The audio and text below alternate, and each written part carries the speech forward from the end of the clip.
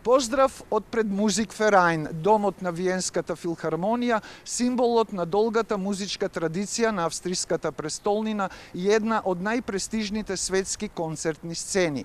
Во незиното средиште се наоѓа Златната сала, верувам почитувани гледачи ја знаете од првојануарските концерти на Виенската филхармонија. Таа има капацитет од 2000 седишта, одлична акустика и раскошен изглед.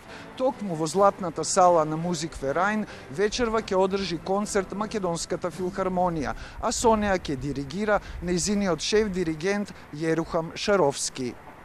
Значи, се настапи во Златната сала на Музикверајн, во една од најпрестижните сали во светот, е потврда за секој уметник за неговиот успех и неговата професионалност, успешност во неговата професионалност.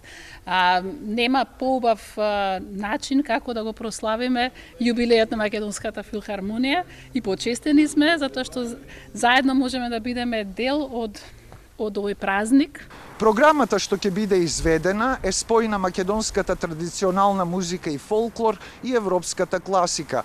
Ќе бидат изведени македонска парафраза број 2 од композиторката Бете Илин, потоа 5 македонски традиционални песни во аранжмани за симфониски оркестар од Сони Петровски, на кои како солисти ќе настапат Ана и Игор Дурловски.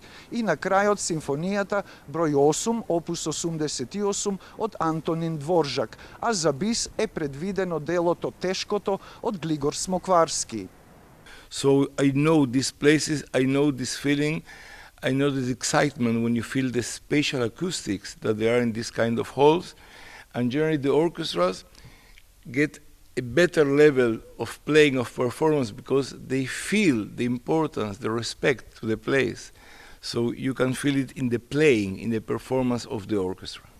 Со овој настап во Музикверајн, Македонската филхармонија го заокружува прославувањето на 80 годишнината од формирањето, а ќе се одбележат и 3 децении од воспоставените дипломатски односи меѓу Македонија и Австрија. За Телма телевизија од Виена, Сотир Трајков.